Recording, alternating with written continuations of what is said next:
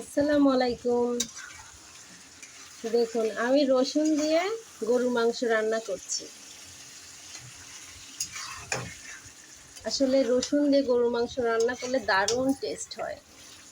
এটা যারা খান নাই তারা একবার রান্না করে খেয়ে দেখেন, এটা দারুণ মজা হয়। কিন্তু রসুনটা অনেক বেশি সেদ্ধ হতে হয়, ভালো করে সেদ্ধ না হলে আবার কিন্তু মজা লাগে না। সেই জন্য একদম মাংস যখন শুরু থেকেই যখন মাংস দেবেন তখন থেকেই রসুনটাও সঙ্গে দিয়ে দেবেন। একদম তুলার মতো নরম হয়ে যাবে রসুনটা, তাহলে মাংসের সঙ্গে খেতে দারুণ লাগে।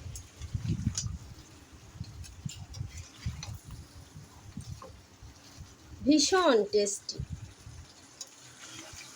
রসুন দিয়ে আসলে আমান করে রসুন দিয়ে তরকারি খায় বেশিরভাগ মনে হয় নোয়াখালীর মানুষেরা। এখন তো সারা বাংলাদেশের মানুষই খায়, শুধু নোয়াখালীর মানুষ নয়। আমার কাছে তো ভীষণ লাগে, আমার মেয়েও দারুণ পছন্দ করে। বেছে বেছে সবগুলো রসুনও নিয়ে নেবে।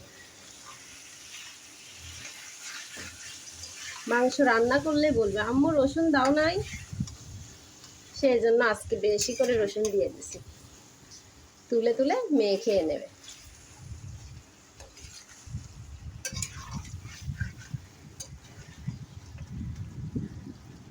আর এই রসুন দিয়ে যখন মাংস রান্না করবেন তখন একটা জিনিস কি, মাংসের ঝোল কম দেবেন। ঝোল দিলে আবার এটা কিন্তু মজা কম লাগে। গরুর মাংসের মধ্যে আমান করে রসুন দিলে কষা কষা করতে হয়, কষা কষা করলে রসুনটা খুব মজা লাগে, মাংসটাও অনেক মজা লাগে।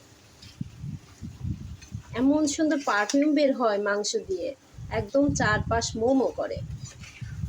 মানে সেন্টের কারণেই মনে হয় যে এটা খাই, এতটা মজা। যারা রসুন দিয়ে এখনও খেয়ে দেখেন নাই তারা একবার ট্রাই করে দেখেন, ভীষণ মজা পাবেন।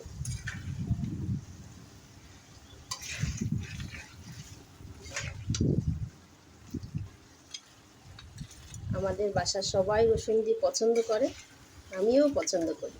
আসলে রসুন শুধু মাংসে না, আমি রসুন সব কিছুতেই পছন্দ করি, সব কিছুতেই। রসুনের কোনো ইয়া নাই, আমার রসুনের সেন্টটা দারুণ লাগে। যার কারণে আমি যদি ভাতও খাই তারপরেও আমার কাঁচা রসুন একটু দিলে আমার মনে হয় ভালো লাগে।